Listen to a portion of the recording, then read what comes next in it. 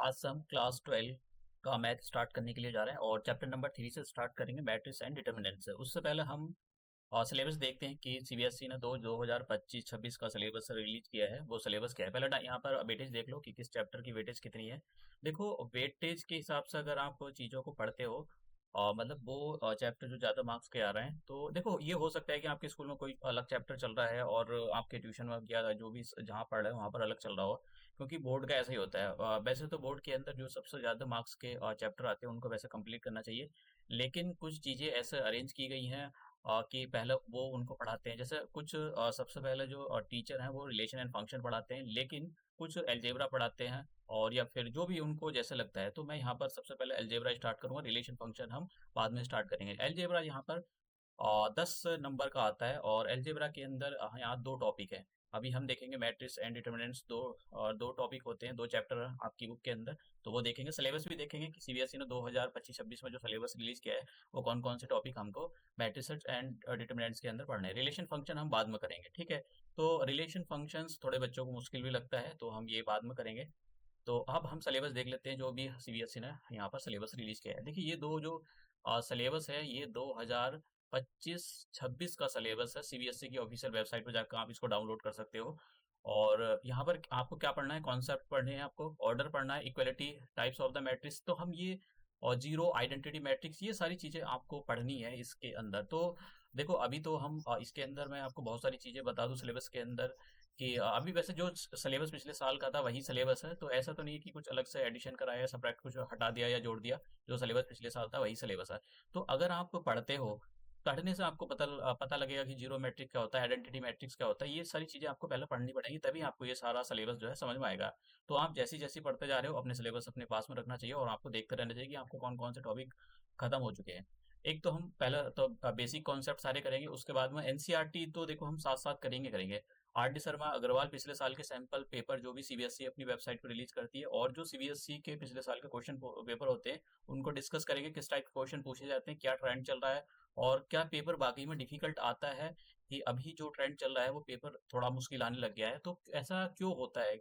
इसलिए होता है क्योंकि बच्चे जो बोर्ड का एग्जाम देते हैं, अब वो इसको सीरियस नहीं लेते। जब से सीयूटी आया है तो उनको लगता है सीयूटी ही सब कुछ है, लेकिन देखो ऐसी बात नहीं होती, सीयूटी सब कुछ होता है। जब आप बड़े और जैसे कैट जीमेट या बड़े संस्थान में बड़े इंस्टीट्यूशन में पढ़ाई करने के लिए आते हैं, तो वहाँ पर आपका 12th और 10th का सर्टिफिकेट चेक होता है और उसके अंदर एक क्राइटेरिया होता है कि आपको इतने नंबर 10th में आपके इतने परसेंट रहे तो उसके मिलेंगे। अगर अगर आपको सरकारी नौकरी करनी है तब तो देखो इसमें 60-70% मोर देन सफिशिएंट, ज़्यादा कुछ करने की जरूरत नहीं है। लेकिन हाँ, अगर आपको बड़े इंस्टीट्यूशन में पढ़ने के लिए जाना है, अच्छी जगह जॉब करना है, तब देखो ये सारी चीज़ें मैटर करती है। तो ये सबसे पहले हम यहाँ पर मैट्रिसेस पढ़ेंगे कि मैट्रिसेस। तो चैप्टर नंबर 3 है हमारा और चैप्टर नंबर 3 का नाम है मैट्रिक्स। तो मैं सबसे पहले हम देख लेते हैं चैप्टर नंबर 3 के बारे में कि मैट्रिक्स होता क्या है। देखो, मैट्रिक्स, अब मैं अगर आपको यहाँ पर डेफिनेशन बताऊं तो this is the very technical definition. Matrix is an ordered rectangular array of numbers and functions. कि आप किसी भी किसी भी स्क्वायर ब्रैकेट के अंदर इंफॉर्मेशन को डाल दो, वो रियल हो सकती है, इमेजिनरी हो सकती है, तो वही हमारा जो है मैट्रिसेस बन जाता है। अब मैट्रिसेस को किस टाइप के ब्रैकेट में बंद किया जाता है? देखो, मैट्रिक्स को अगर आप देखें तो हम दो टाइप के ब्रैकेट में बंद करते हैं। एक तो हमारे पास होता है ये वो कुछ ज़्यादा छोटा हो गया,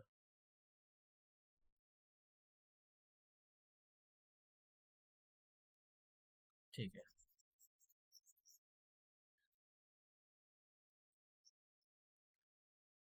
तो अब देखिए हम किस टाइप के ब्रैकेट में बंद करेंगे। ये होता है हमारे पास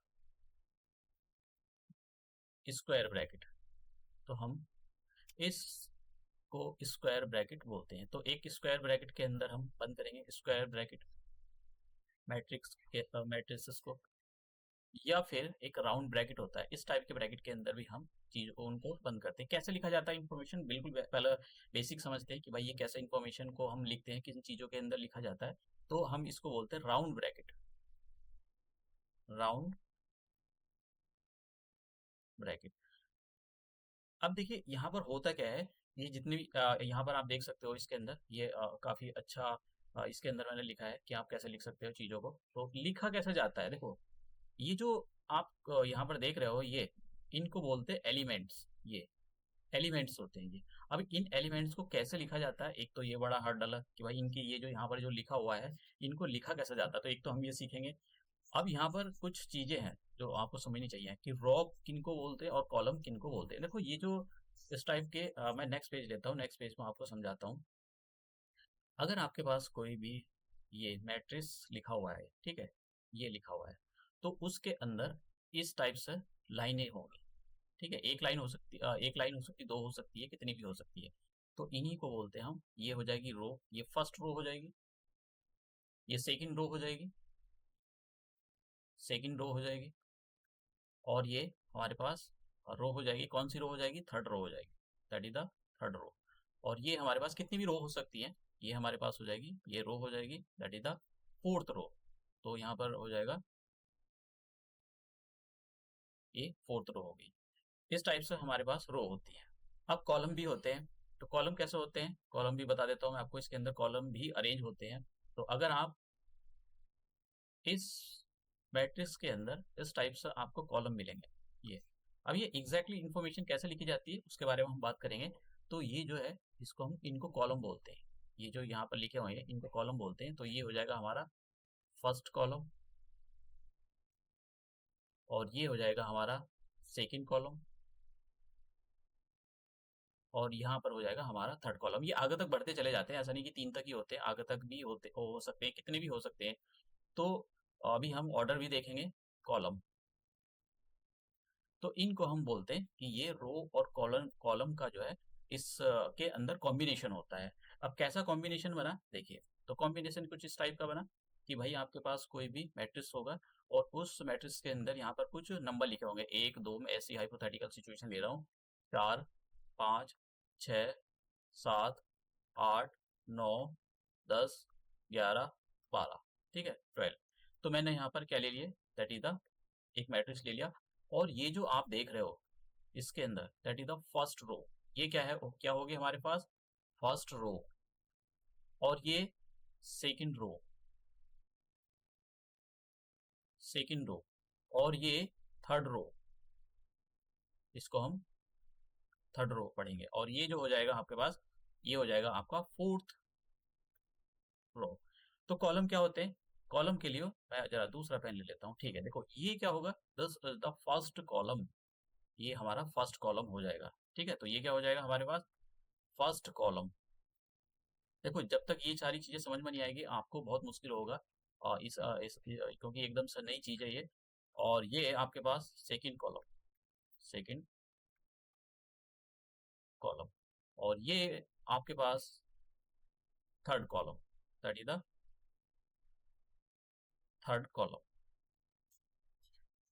तो आप बता सकते हो इसका ऑर्डर क्या होगा, ऑर्डर, ऑर्डर लिखने का तरीका ये होता है कि पहला आप रो लिखो, रो बाई कॉलम, ये ऑर्डर होता है किसी भी मैट्रिक्स का।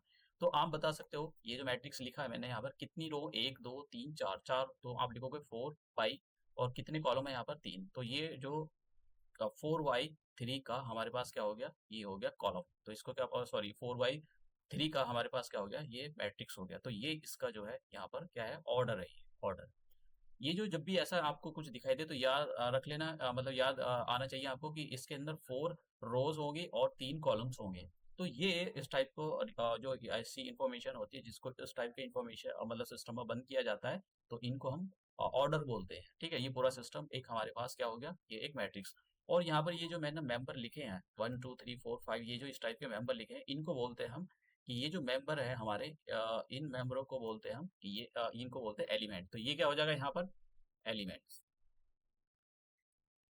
इनको एलिमेंट्स। तो ये भी एलिमेंट्स हो जाएंगे, ये सारे के सारे क्या हो जाएंगे, ये सारे के सारे एलिमेंट्स हो जाएंगे, ठीक है। तो ये सब एलिमेंट्स से है। तो यहाँ पर क्या है, तीन चार चीजों के बारे में आपको पता होना चाहिए, कॉलम्स, रोज और एलिमेंट्स, ठीक है। ऑर्डर के बारे में, ऑर्डर निकालने का तरीका ये होता है, अभी हम आगे सारी चीजें सीखेंगे आगे धीरे धीरे। तो ऑर्डर्स में क्या होता है कि पहले रो लिखी जाती है, और फिर ये लिखने का तरीका क्या होता है, अगर ऑर्डर लिखना होता है तो यहाँ पर हम ये जो कॉर्नर होता है यहाँ पर जो है इसको मैं इरेज कर देता हूँ, कुछ लगाते नहीं है, 4 बाई 3 ऐसे लिखा जाता है, ठीक है। तो अगर हमारे पास कोई, जैसे मेरे पास पीछे वाला एग्जाम्पल था, ये जनरल इंफॉर्मेशन जो जनरल इंफॉर्मेशन जो होती है मैट्रिक्स की, उसको ऐसे लिखा जाता है। तो यहाँ पर ये क्या होगा, ये इधर की साइड में जितने भी ये जा रहे हैं, ये जैसे एक रो, दो रो, तीन, चार, पाँच, डॉट डॉट डॉट, पता नहीं कितनी रो है। तो हमने यहाँ पर क्या माना कि हमको नहीं पता है, ये जो है m नंबर ऑफ रो है, मतलब रो की जो यहाँ पर नंबर है वो n है।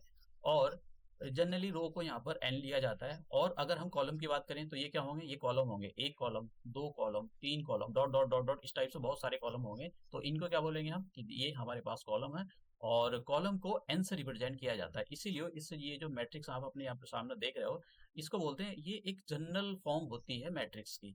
ठीक है, तो ये जनरल फॉर्म होती है, कैसे रिप्रेजेंट किया जाता है। और यहाँ पर हम क्या बोलेंगे कि ये m बाई n का मैट्रिक्स है। या तो m ऐसे लिख दो या फिर ऐसे लिखो, एक ही बात होती है। ठीक है, अब ये कभी रो ज्यादा हो सकती है, कभी कॉलम ज्यादा हो सकते हैं, कभी रो और कॉलम बराबर हो सकते हैं, कभी एलिमेंट सेम हो सकते हैं, कभी अलग हो सकते हैं, कभी जीरो जीरो हो सकते हैं। उसी के बेसिस पर इनके अलग से टाइप हैं कि भाई ये हमारे पास स्क्वायर मैट्रिक्स है, और ये नल मैट्रिक्स है, ये जीरो मैट्रिक्स है, तो ये डायगोनल मैट्रिक्स है। और अभी अभी देखेंगे हम इनको जो है आप आने वाली स्लाइड के अंदर, कि भाई ये जो इनके टाइप्स होते हैं वो इनको कैसे इनके जो टाइप्स होते हैं उन किस बेसिस पर इनको क्लासिफाई किया गया है। तो ये हमारे पास एक जनरल इन्फॉर्मेशन होगी मैट्रिक्स के बारे में। देखो, सिलेबस जो है वो 11th क्लास से ज़्यादा सिलेबस है यहाँ पर। तो दो बुकें होती हैं, और कैलकुलस बुक थोड़ी मुश्किल मानी जाती है। तो आपको ये अच्छे से मतलब पढ़ना पड़ेगा। कंसोलिडेट करने का सबसे बड़ी जो प्रॉब्लम आती है बच्चों के सामने, वो कंसोलिडेशन की। तो मैं बोलता हूँ आपको प्रैक्टिस ज़्यादा करनी चाहिए, जिससे आपका कंसोलिडेशन हो सके। क्योंकि बच्चों का जैसे चैप्टर नंबर बच्चे 1 जो है छोड़ देते हैं, रिलेशन फंक्शन वाला, क्योंकि वो थोड़ा 100 उनको मुश्किल लगता है, तो वो जनरली छोड़ देते हैं। लेकिन छोड़ना कुछ नहीं होता है, अगर आपने छोड़ दिया तो इसका मतलब ऑटोमेटिकली आपका जो पेपर है वो कम मार्क्स का ही बचा।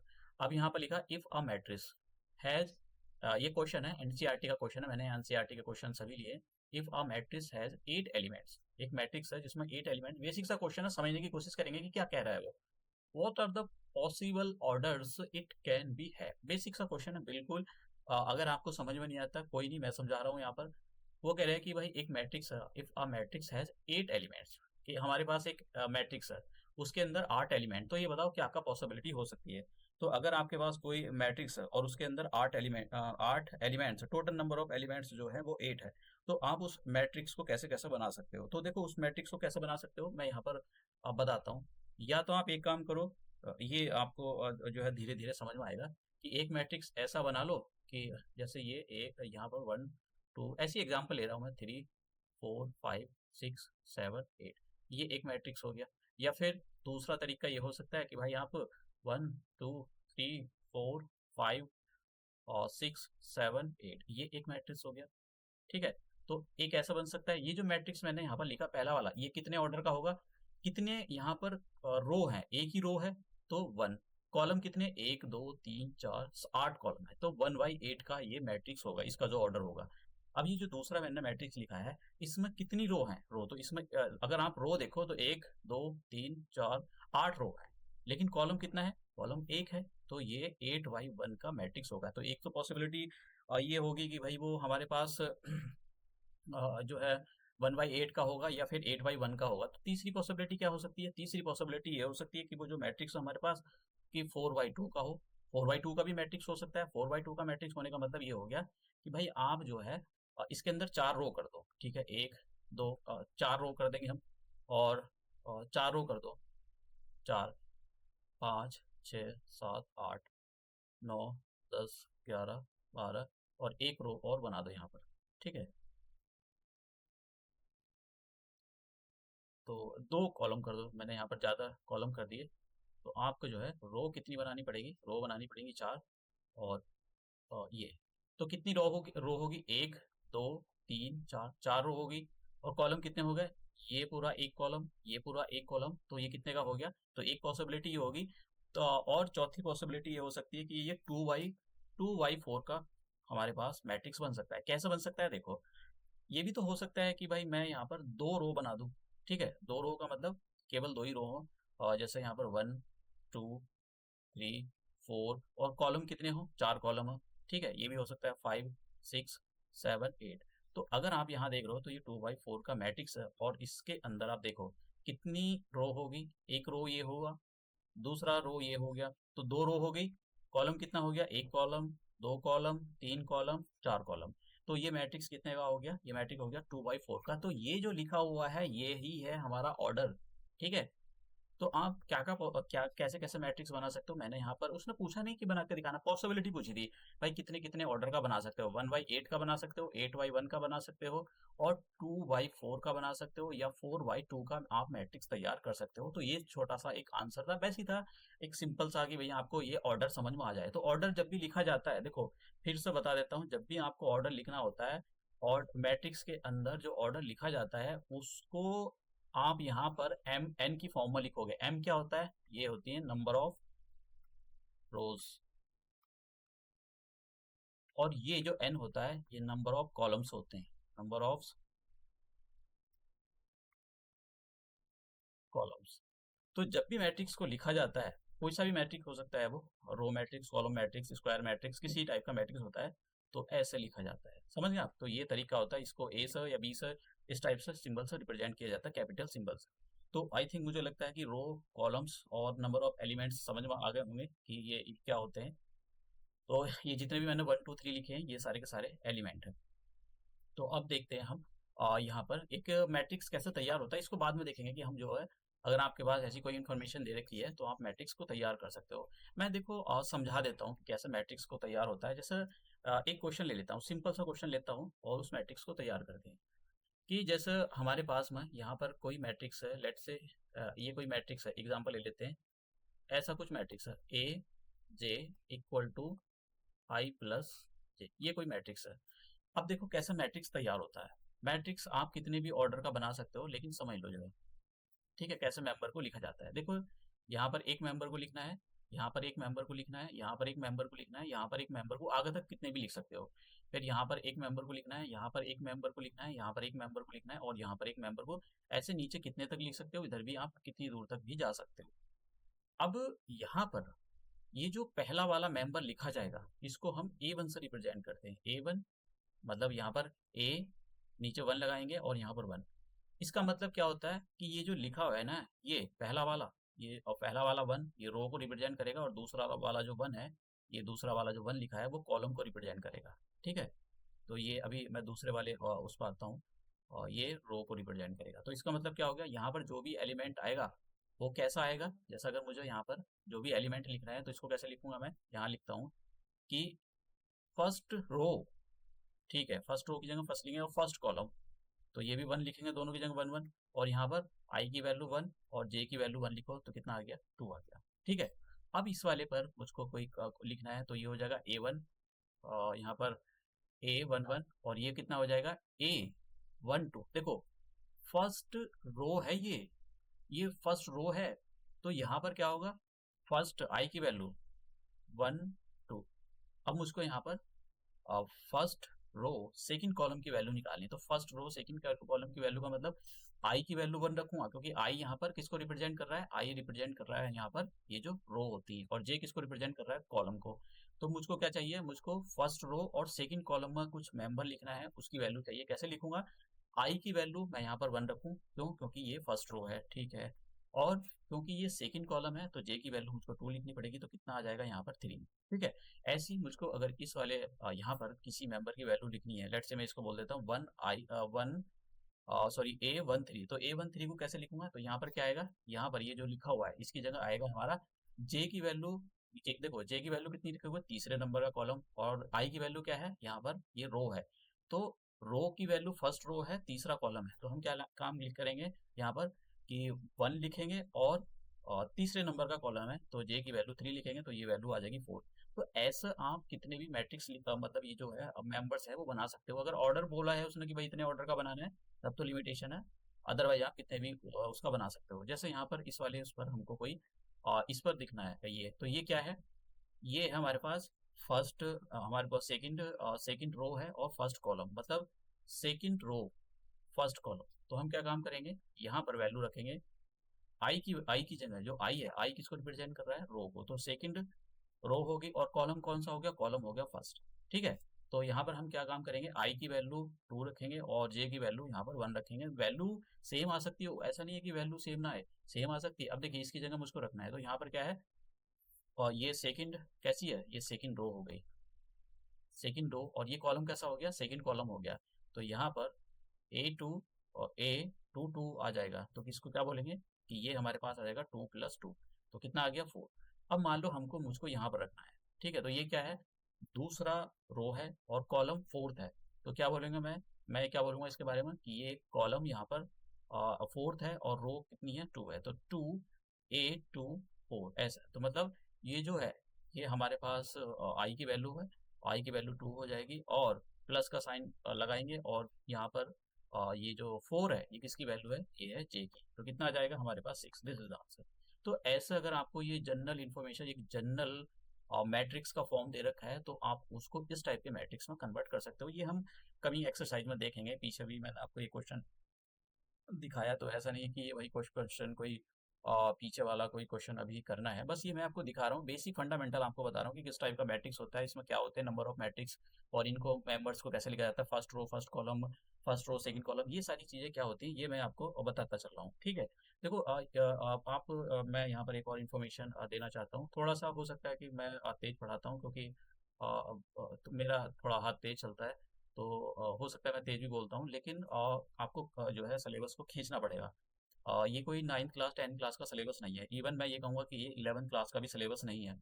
तो इसमें यहाँ पर बुकें हैं, बहुत सारी बुकें हैं, डिफिकल्टी लेवल 11th क्लास से ज़्यादा है, तो आपको सिलेबस को तेज खींचना होता है, ऐसा नहीं है आप बैठे नहीं रह सकते कि भाई आज करूँगा कल करूँगा, आपको सिलेबस खींचना पड़ेगा। आप रह गए, देखो क्या रहने करने के लिए तो कुछ भी कर लो, अपनी मर्जी है, कौन सा किसी का कोई सरकारी कोई ऑर्डर आया हुआ है कि कुछ करना है, लेकिन एक आगे ऐसा नहीं कि आपने 12th कर लिया, बस 12th के बेसिस पे ही आपका सब कुछ हो जाता है। इंडिया की इकोनॉमी ऐसी नहीं है, नॉलेज इकोनॉमी इकोनॉमी नहीं है यहाँ पर। आप यहाँ पर तो लोगों का पीएचडी करने के बाद भी नौकरी नहीं लगती, तो आपको अपनी स्किल को आगे बढ़ना होता है, ठीक है, दूसरों को कॉम्पिटिट करके पीछे छोड़कर उनको आगे बढ़ना होता है, यही इंडिया के अंदर होता है। तो ये मतलब तो इसके लिए आपको बहुत मेहनत करने की जरूरत है। अब देखते हैं हम यहाँ पर टाइप्स ऑफ द मैट्रिक्स। देखो टाइप्स ऑफ द मैट्रिक्स जो होती है, अलग अलग टाइप की मैट्रिक्स होती हैं। अलग अलग टाइप का सेंस का क्या मतलब हो गया, अलग अलग टाइप का, तो इसका मतलब ये हो गया कि भाई जो भी हमारे पास मैट्रिक्स लिखा है उसके अंदर कितने रोज या कॉलम है। अगर एक ही रोज आ रही है तो उसको बोलेंगे कि वो हमारे एक ही रो आ रही है, तो बोलेंगे भैया रो मैट्रिक्स है। अगर एक कॉलम आ रहा है तो हम बोलेंगे उसको वो कि वो क्या है, वो हमारे पास एक कॉलम मैट्रिक्स है। तो हम यहाँ पर कॉलम मैट्रिक्स के बारे में देख लेते हैं। तो कॉलम मैट्रिक्स के अंदर क्या होगा, कॉलम मैट्रिक्स के अंदर ओनली वन, ठीक है, इसका जो है it contains only one column, ठीक है। अब जैसा मैंने यहाँ पर एक मैं मैट्रिक्स ले रहा हूँ, जैसे मैंने यहाँ पर एक मैट्रिक्स ले लिया, ऐसा मैट्रिक्स तैयार करो जिसका एक ही कॉलम है, ठीक है। मैं एक मैट्रिक्स तैयार कर लेता हूँ, जैसे मैं यहाँ पर एक एनसीईआरटी का एग्जांपल ले लेता हूँ, 0 √3 -1 एंड 1/2। तो आप ये बताओ मुझे, इसके अंदर कितने कॉलम है। तो एक ही कॉलम है इसके अंदर, एक ही कॉलम है, कॉलम फर्स्ट कॉलम। तो क्या अगर रो बता सकता है कोई कितनी रो है, हाँ जी, एक रो, दो रो, तीन रो, चार रो। तो ये जो मैट्रिक्स हो गया, क्या क्या वो इसका ऑर्डर बता सकता है, इसके अंदर कितनी रो होगी, नंबर ऑफ रो होगी 4, कॉलम कितने हो गए इसके अंदर, नंबर ऑफ कॉलम कितने हो गए, कॉलम हो गया एक। तो कितने का मैट्रिक्स हो गया, मैंने बताया था जब भी ऑर्डर निकालना हो तो आपको क्या करना होता है, रो बाई कॉलम, ये हमारा तरीका होता है कॉलम निकालने का, समझ में आया।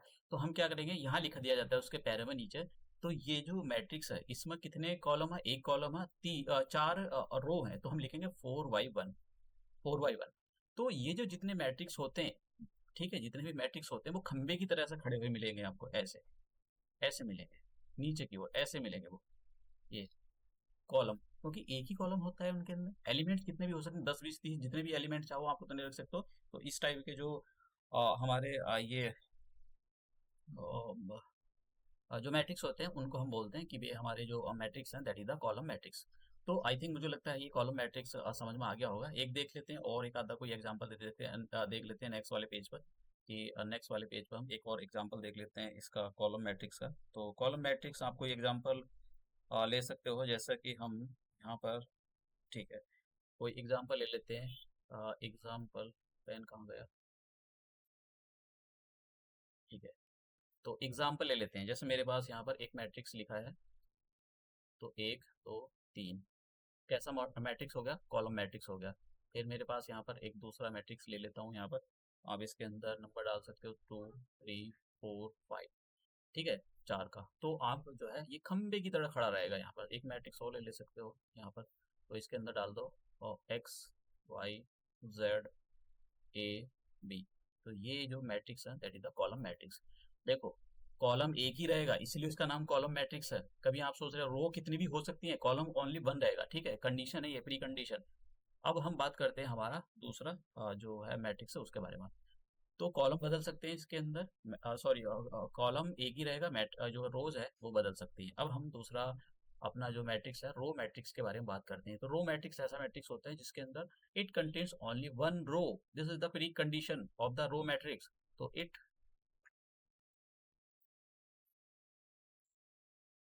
Contains only one row. तो ऐसा मैट्रिक्स जिसके अंदर एक ही रो आ रही है, तो उसको हम क्या बोलेंगे? That is the row matrix. ठीक है, रो का मतलब रोने वाला रो नहीं है। ये जो है यहाँ पर पंक्तियां होती हैं वो, उसी को हम रो मैट्रिक्स बोलते हैं। एग्जाम्पल देख लेते हैं। जैसा आपके पास एक ये लिखा है, ठीक है, तो आप क्या काम करो, ऐसे लिख दो 1 2 3 4 5 6, आगे तक कितने, ठीक है। दूसरा, कोई आप दूसरा एक मैट्रिक्स ले सकते हो। दूसरा मैट्रिक्स आप कुछ भी ले लो। जैसे यहाँ पर ले लिया मैंने 3 4 2 0 9, ये सब ले लिया। एक और मैट्रिक्स ले सकते हो। यहाँ पर ऑर्डर बताऊंगा आपको, इनका ऑर्डर, इनका जो ऑर्डर होता है वो क्या होता है, तो आप ये भी ले सकते हो 1 और 2 - 1, ये भी ले सकते हो x। तो ये सब क्या है? एक ही रो है, ओनली सिंगल रो, ठीक है। मैट्रिक्स ए बी सी केवल एक ही रो के, एक ही रो है इनके अंदर। तो ऐसे मैट्रिक्स जिसके अंदर ओनली वन रो है that is the row matrix. तो रो एक आ गई। अगर आपको ऑर्डर लिखना हो इसका, इस मैट्रिक्स का रो मैट्रिक्स का ऑर्डर लिखना हो तो कैसे लिखोगे भाई? आपको पता है कि शुरू में रो लाओ, उसके बाद में क्या लाना है, ये मल्टीप्लाई नहीं होता कि आप 3 कर रहे हो, ये बाई होता है, मतलब इतने बाई इतने का ये मैट्रिक्स बना हुआ है। फिर उसके बाद में हमारे पास कॉलम आ जाता है और जनरली इसको एम एन से लिखा जाता है, ठीक है। तो ऐसे ये लिखने का इसका तरीका है। अब ये जो हमने अभी सीखा, तो यहाँ पर पहले वाला जो मैं ऑर्डर इसका लिखने के लिए जा रहा हूँ 1 2 3 4 5, तो एक इसमें यहाँ पर नंबर क्या लिखे हैं उसको भूल जाओ। यहाँ पर कितनी रो है? एक रो है, तो यहाँ पर एक रो लिखेंगे। और कितने कॉलम है? 1 2 3 4 5 6 कॉलम है, तो ये मैट्रिक्स कितने का हो जाएगा? 1/6 का हो जाएगा। समझ रहे हो आप? दूसरा, कितने कॉल यहाँ पर कितनी रो है? 1 2 3 4 5, 5 रो हो गई। कॉलम कितने हो गए? कॉलम हो जाएंगे यहाँ पर देखो 1 2 3 4 5, सॉरी मैंने यहाँ पर ये गलत लिख दिया। एक रो है इसके अंदर और कितने हो गए? 5 कॉलम हो गया। फिर उसके बाद में यहाँ पर एक रो है और कॉलम कितने हो गए? 4। अंदर एलिमेंट्स क्या लिखे हुए हैं कोई मतलब नहीं है, तो इसको हम ऐसे लिखते हैं कि हमारे पास ये जो है रो मैट्रिक्स है, ठीक है। तो ये हमने रो मैट्रिक्स भी पढ़ लिया। आई थिंक देखो ये सारी चीजें ना, सच बताऊं तो ये बहुत बड़ी बेसिक सी चीजें हैं। तो ऐसा नहीं कि यहीं पर बैठ कर पीएचडी करने बैठ जाओ और हवन पूजा इसमें 50 दिन तक यही करते रहो, ऐसा कुछ नहीं होता है। बहुत सारी चीजें ऐसी हैं कि बहुत खतरनाक चीजें हैं आगे जब आप पढ़ोगे इसको, तो इसलिए केवल इसी के भरोसे नहीं बैठ सकते कि भाई यही हमारे पास सब कुछ है। अब आता है हमारे पास स्क्वायर मैट्रिक्स। तो देखिए स्क्वायर मैट्रिक्स को बोलते हैं, स्क्वायर मैट्रिक्स है, देखो आपने एक स्क्वायर पढ़ा है, आपने आप 9 10 क्लास करके आए, तो उसके अंदर एक स्क्वायर पढ़ा है। तो स्क्वायर के अंदर क्या होता है? उसकी जो लेंथ और ब्रेथ होती है वो सेम होती है, स्क्वायर ब्रैकेट है, ठीक है। ठीक है, तो इधर अगर ये 5 सेंटीमीटर है तो ये भी 5 सेंटीमीटर होगा, बस उसी पर के साथ उसी आप थोड़ा थोड़ा उस चीज़ को समझ सकते हो। स्क्वायर ब्रैकेट, स्क्वायर मैट्रिक्स ऐसे मैट्रिक्स को बोला जाता है जिसमें number of the columns equal to the number of the rows. Number of rows और कॉलम इक्वल होते हैं, तो ऐसे जो मैट्रिक्स होते हैं उनको बोलते हैं हम, क्या बोलते हैं हम? उनको बोलते हैं हम that is the square matrix. तो यहाँ पर number of number of rows equal to number of column. तो अगर कोई ऐसा मैट्रिक्स है, ठीक है, मैंने यहाँ पर एक मैट्रिक्स लिखा, तो इसमें कितने मैं लिख देता हूँ 1 2 3, 3 रो लिखता हूँ, और 4 5 6 7 8 9। तो आप क्या कोई बता सकता है इसमें कितनी रो होगी? रो 1, रो 2 और रो 3। कितने कॉलम हो गए? Column 1 column 2, column 3। तो 3 कॉलम हो गए। तो ऑर्डर इस मैट्रिक्स का कितना हो गया? ऑर्डर हो जाएगा इस मैट्रिक्स का 3/3। तो ये जो मैट्रिक्स है 3/3 का है। तो मैट्रिक्स 2/2 का हो सकता है, मैट्रिक्स 1/1 का हो सकता है। समझ रहे आप? अभी एग्जांपल और देखते हैं हम अगर। तो ये हमारे पास जो यहाँ पर इसका जो ऑर्डर था वो 3/3 का। तो ऐसे मैट्रिक्स जिनकी नंबर ऑफ कॉलम्स और नंबर ऑफ रोज इक्वल होते हैं, ऐसे मैट्रिक्स को ही हम स्क्वायर मैट्रिक्स बोलते हैं। तो मैं एक और आगे एग्जांपल ले लेता हूँ 1/1 का। 1/1 का एक एग्जांपल ले लेता हूँ। तो जैसे मेरे पास एक यहाँ पर एक मैट्रिक्स लिखा हुआ है ये। तो इसमें कितनी, एक ही रो है और एक ही कॉलम है। तो मैट्रिक्स कितने का हो गया? 1/1 का हो गया। ऑर्डर है इसका, तो इसका जो ऑर्डर हो गया वो कितना हो गया? ऑर्डर हो गया इसका 1/1। दूसरा दूसरा मैट्रिक्स ले लेते हैं। तो जैसे यहाँ पर 1 2 3 4। तो अगर आप यहाँ देखो, एक रो, दूसरी रो, एक कॉलम और दूसरा कॉलम, तो 2 कॉलम हो गए। तो ऑर्डर कितना हो गया इसका? इसका ऑर्डर हो जाएगा यहाँ पर 2/2 का। तो ये जो मैट्रिक्स हो गया ये 2/2 का मैट्रिक्स हो गया। ठीक है।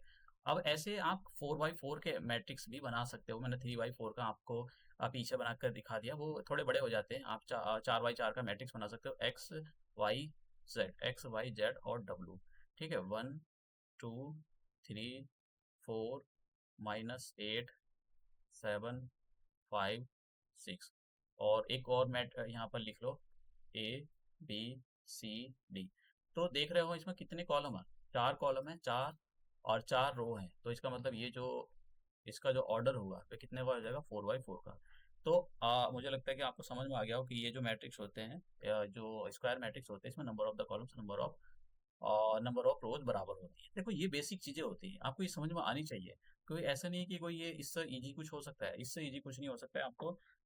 इससे इजी तो कुछ नहीं हो सकता है। अब हमारे पास डायगोनल मैट्रिक्स आ गए। देखो, अगर आप स्क्वायर मैट्रिक्स के अंदर कुछ थोड़ा सा चेंज कर दो, क्या चेंज कर दो?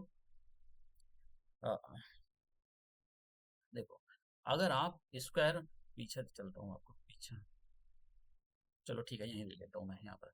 देखो मेरे पास एक मैट्रिक्स लिखा हुआ है, स्क्वायर मैट्रिक्स मैं लिखने के लिए जा रहा हूँ। ये जो मेरे पास एक स्क्वायर मैट्रिक्स लिखा हुआ है, मैं ले लेता हूँ यहाँ पर एग्जांपल XYZ 1 2 3 4 5 6। ये मेरे पास क्या है? ये मेरे पास एक स्क्वायर मैट्रिक्स है और 3/3 का है। तो ये एक स्क्वायर मैट्रिक्स है। ठीक है, स्क्वायर, ये एक स्क्वायर मैट्रिक्स है। तो अब ये जो एक स्क्वायर मैट्रिक्स है, याद रखना कि डायगोनल मैट्रिक्स बनने के लिए स्क्वायर मैट्रिक्स होना जरूरी है। अगर कोई भी मैट्रिक्स जो स्क्वायर मैट्रिक्स नहीं है तो वो डायगोनल मैट्रिक्स नहीं हो सकता है। समझ गए आप? अब मेरे पास ये 3/3 का मैट्रिक्स लिखा हुआ है। अब ये मैट्रिक्स जो है डायगोनल मैट्रिक्स में कन्वर्ट हो सकता है।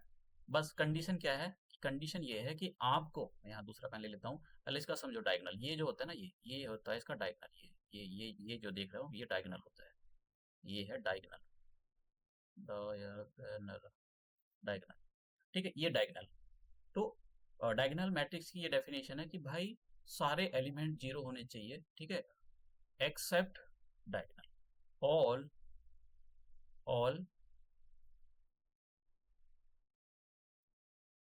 Elements are zero. ठीक है, एक्सेप्ट डायगोनल। ठीक है, तो ये स्क्वायर ब्रैकेट है। तो देखिए मैं इसको स्क्वायर ब्रैकेट को कैसे कन्वर्ट कर देता हूँ। स्क्वायर ब्रैकेट को मैं कन्वर्ट कर देता हूँ ये डायगोनल ब्रैकेट्स में। तो इसको हम देख लेते हैं डायगोनल ब्रैकेट्स को। तो मैं करने के लिए जा रहा हूँ। देखो इसी के अंदर सारे एलिमेंट्स, इसको जीरो, देखो एक्स को जो डायगोनल है ना उसको आपको जीरो नहीं बनाना है, बाकी को जीरो बना दो। तो इसको जीरो, इसको जीरो, इसको जीरो, ये जीरो, ये जीरो, ये जीरो। तो ये कैसा ऑर्डर? सेम रहेगा, 3/3 का ही रहेगा। क्योंकि जो जितने भी स्क्वायर मैट्रिक्स होते हैं या तो 2/2, 1/1, 2/2, 3/3, 4/4, 5/5, ये हालांकि बहुत बड़े हो जाते हैं, लेकिन सेम उनका नंबर ऑफ कॉलम्स और नंबर ऑफ जो रोज होता है वो इक्वल होता है। तो ये जो हमारे पास मैट्रिक्स आया, इसी को बोलेंगे हम डायगोनल मैट्रिक्स। ठीक है, तो हमारे पास ये जो मैट्रिक्स आता है that is the diagonal matrix. तो डायगोनल मैट्रिक्स कोई मुश्किल नहीं है, आसान होता है। एक और चीज तरीके से मैं बता देता हूँ कि डायगोनल मैट्रिक्स को ऐसे भी लिखा जाता है कि मैट्रिक्स का साइन लगाओ, यहाँ पर लिख दो DIAG, ये ब्रैकेट में बंद करो, और ये जो एलिमेंट है यहाँ पर x2 6, इसको ऐसे लिख दो x2 6, ऐसे भी लिखा जाता है। ठीक है, और देख लेते हैं यहाँ पर कोई और एग्जांपल ले लेते हैं यहाँ पर। तो मैं यहाँ पर डायगोनल ब्रैकेट का एक एग्जांपल ले लेता हूँ, और डायगोनल ब्रैकेट का नहीं, डायगोनल मैट्रिक्स का। तो ये मेरे पास है, तो 1, ये सब कुछ जीरो कर दो, इधर नीचे जीरो कर दो, ये 2 कर दो, ये जीरो करो, ये जीरो करो, और इसको कर दो आप 3 कर दो। तो अगर आप अच्छे से देख पा रहे हो तो यहाँ पर ये ये क्या है, डायगोनल है इसका, सॉरी ये डायगोनल है। तो ये जो डायगोनल है, ये यहाँ पर क्या है, इसके जो डायगोनल के जो मेंबर्स हैं, ठीक है, यहाँ पर जो मेंबर्स हैं वो कैसे हैं, members members are non zero है, बाकी सब जीरो है। ठीक है, तो बाकी सब जीरो, तो ये जो हो जाएगा हमारे पास, ये क्या हो जाएगा हमारे पास, ये हो जाएगा डायगोनल मैट्रिक्स। तो मुझे लगता है कि ये सब समझ में आएगा। अब स्केलर मैट्रिक्स मैट्रिक्स क्या है, देखो स्केलर मैट्रिक्स में ये होता है कि अगर आप डायगोनल मैट्रिक्स के अंदर भी थोड़ा सा कुछ बदल दो, समझ रहे हो, डायगोनल मैट्रिक्स के अंदर थोड़ा सा बदल दो, क्या बदल दो, ध्यान से सुनो। जैसे स्केलर मैट्रिक्स, तो स्केलर मैट्रिक्स के अंदर मैं यहाँ पर एक पीछे वाला डायगोनल, चलो ठीक है, मैं यहाँ पर एक मैट्रिक्स ले रहा हूँ। जैसे मैंने यहाँ पर एक मैट्रिक्स ले लिया, 3 बाई 3 का यहाँ पर मैट्रिक्स ले लेता हूँ, वो अच्छा रहेगा। तो अगर मेरे पास एक मैट्रिक्स है, और लेट से मैं एक डायगोनल मैट्रिक्स ही ले रहा हूँ यहाँ पर, 1 2, सॉरी, पहले मैं डायगोनल ले रहा हूँ, 0 और 0 2 0 0 0 3। तो ये कैसा मैट्रिक्स है, ये है डायगोनल मैट्रिक्स। अगर मैं इस डायगोनल मैट्रिक्स के, ये जो आप देख रहे हो ये डायगोनल है, इन सभी मेंबर को एक जैसा कर दूं, डायगोनल मैट्रिक्स के अगर सभी मेंबर एक जैसे हो जाएं, सभी एलिमेंट्स एक जैसे हो जाए, तो ये मैट्रिक्स स्केलर मैट्रिक्स में कन्वर्ट हो जाएगा। ठीक है, तो मैं क्या कर रहा हूँ, आप ऐसे लिख सकते हो, या तो इसमें 2 2 लिखो, चलो ठीक है मैं ऐसे लिख देता हूँ। तो ये लिख दिया मैंने, यहाँ पर 2 लिखा, 0 0 0 2। तो ये मैट्रिक्स कैसा हो गया, ये मैट्रिक्स हो गया हमारे पास स्केलर मैट्रिक्स। तो ऐसे और डायगोनल मैट्रिक्स जिनके डायगोनल मेंबर्स एक जैसे हों, चाहे वो 2 2 हो, तो ऐसे मैट्रिक्स को हम क्या बोलते हैं, ऐसे मैट्रिक्स को हम बोलते हैं that is the scalar matrix. दूसरा एग्जांपल देखो, दूसरा एग्जांपल ले लेता हूँ मैं यहाँ पर, एक ले लेता हूँ √3, और यहाँ पर 0 और नीचे 0, यहाँ भी 0, √3 0 √3 0 0।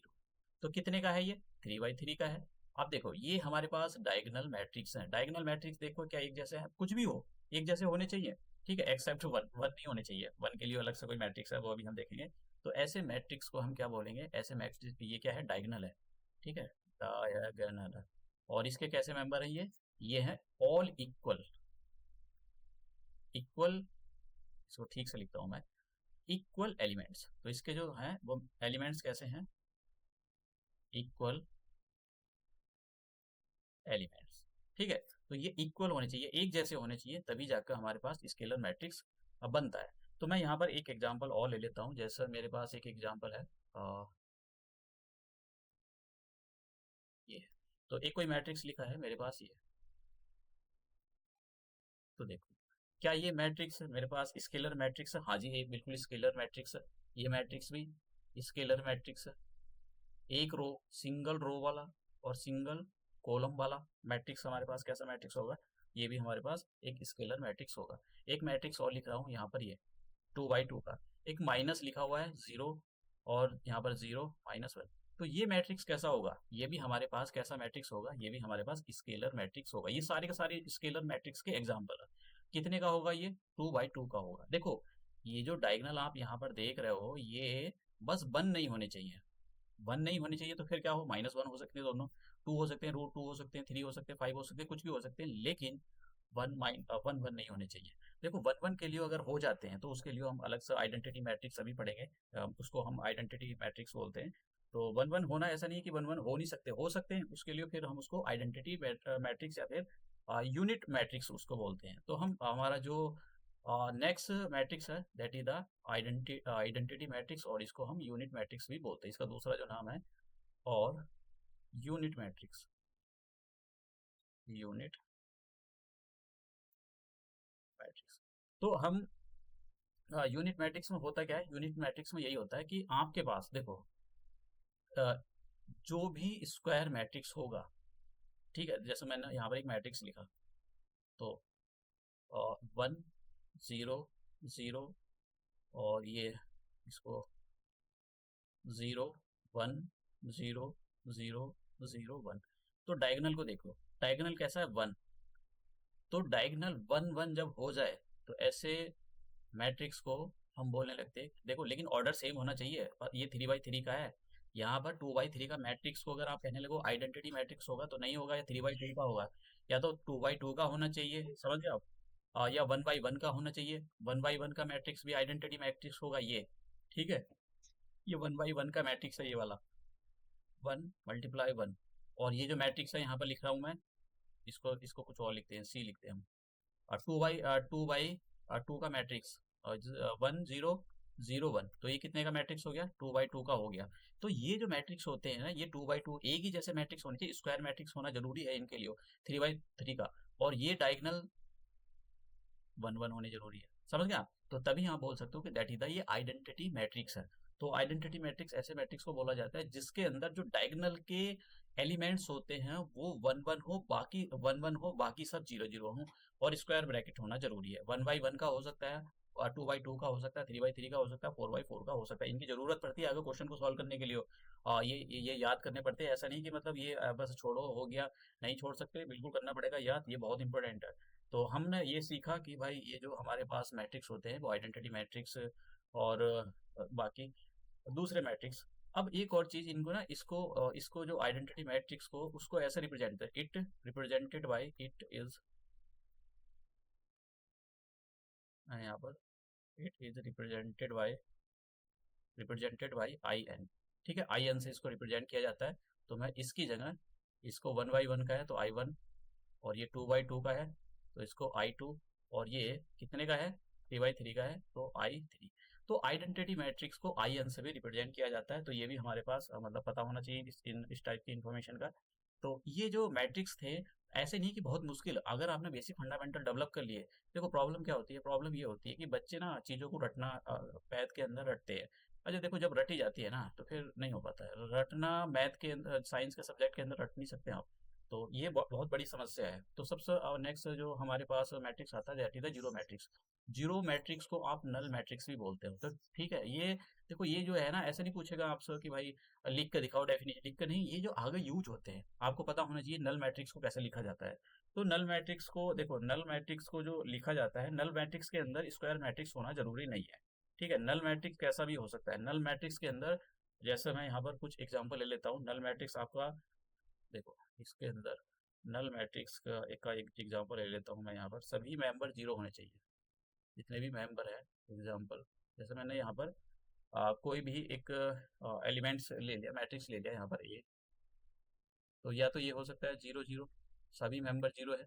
लेकिन यहाँ पर मैं बार बार बोल रहा हूँ, स्क्वायर मैट्रिक्स होना जरूरी नहीं है। एक एलिमेंट मेरे पास लिखा हुआ है ये, मतलब एक दूसरा मैट्रिक्स लिखा हुआ है 2 बाई 2 का, और एक मैट्रिक्स लिखा हुआ है मेरे पास यहाँ पर ये।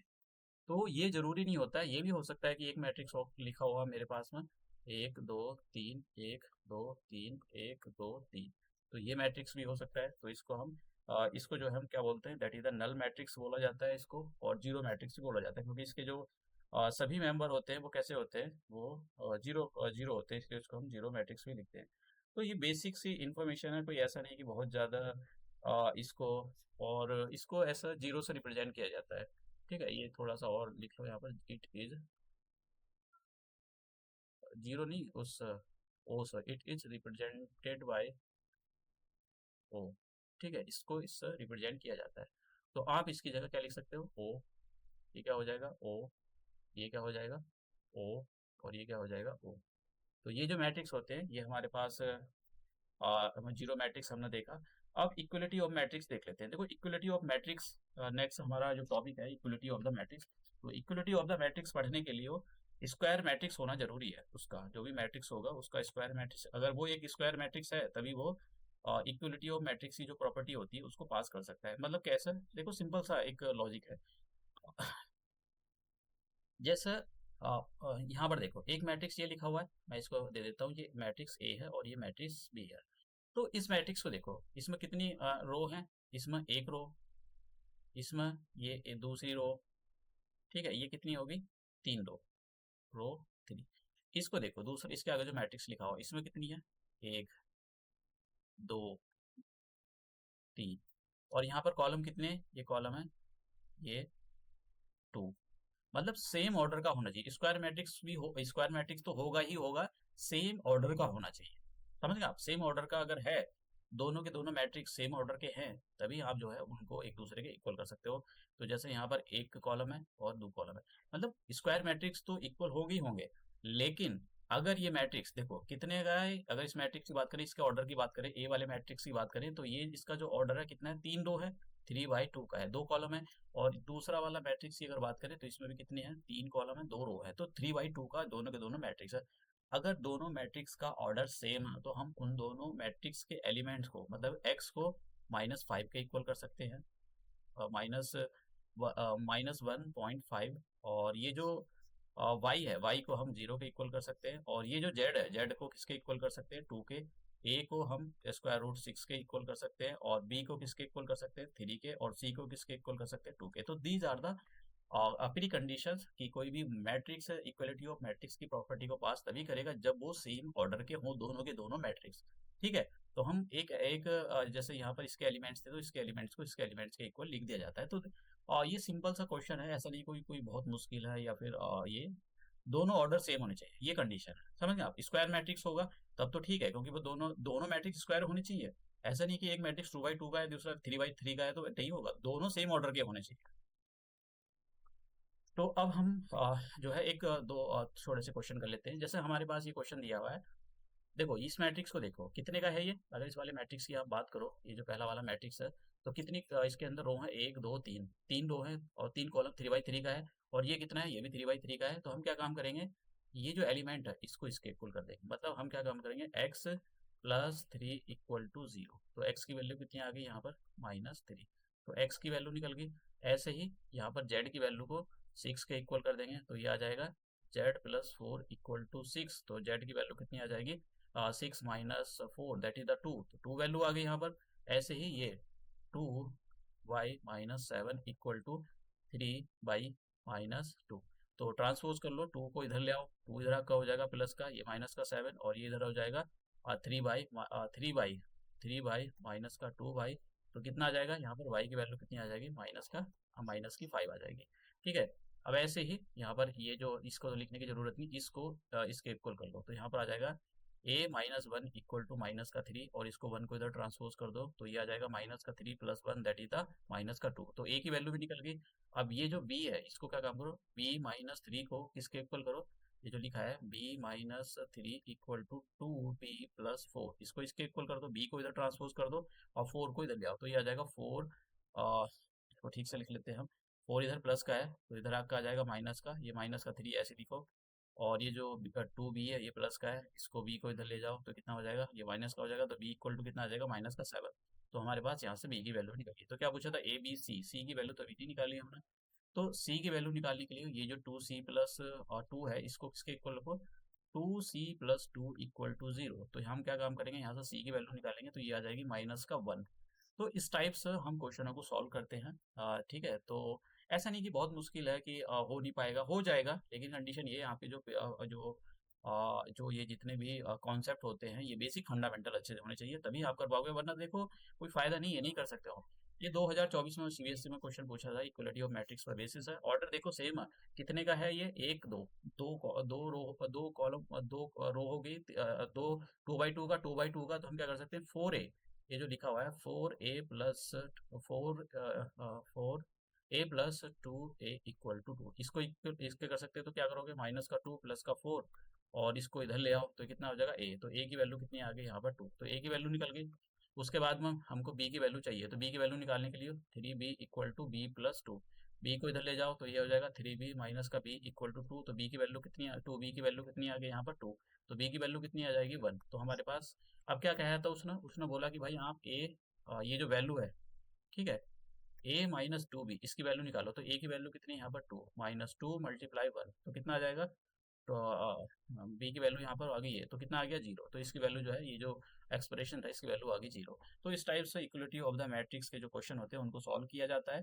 तो ये जो लेक्चर है इसको हम यहीं समाप्त करते हैं, और मैं आपसे बोलूँगा कि आपको जो भी अपने फंडामेंटल है उनको क्लियर रखना चाहिए। ऐसा नहीं कि केवल बोर्ड देना होता है, आगे चलकर आपको अपने जो भी है आईआईटी के एग्जाम देने होते हैं, तो अपने बेसिक फंडामेंटल अगर आप क्लियर रखते हो तो चाहे आप एनडीए का एग्जाम दो, एनडीए के एग्जाम के अंदर एक पेपर मैथ का होता है, तो ये बेसिक फंडामेंटल बहुत बहुत जरूरी होते हैं। ऐसा नहीं कि आईआईटी में ही जा सकते हो, आप जाते हो दूसरे चाहे सीयूटी का दो, अगर आप मैथ से कुछ आगे करना चाहते हो तो उसके अंदर डोमेन सब्जेक्ट आपको मैथ लेना पड़ेगा। तो ये सारी चीज़ें होती है कि आपको जो है पढ़ना चाहिए और लाइफ में आगे बढ़ना चाहिए। तो ये लेक्चर हम अपना यहीं समाप्त करते हैं, और जितनी भी मेरे लेक्चर की पीडीएफ वगैरह होंगी, ठीक है, मैं उसको अपने टेलीग्राम चैनल पर अपलोड कर दूंगा, आप वहां जाकर पीडीएफ पीपीटी जो भी कुछ होगा आप वहां से डाउनलोड कर सकते हो। और ये कोई भी डाउट है आपका पूछ सकते हो, मैं कोशिश करूंगा उसको पूरी तरह से रिप्लाई करने की सही टाइम पर। तो हम ये अपना लेक्चर जो है यहीं समाप्त करते हैं और मिलते हैं अपने नेक्स्ट लेक्चर में।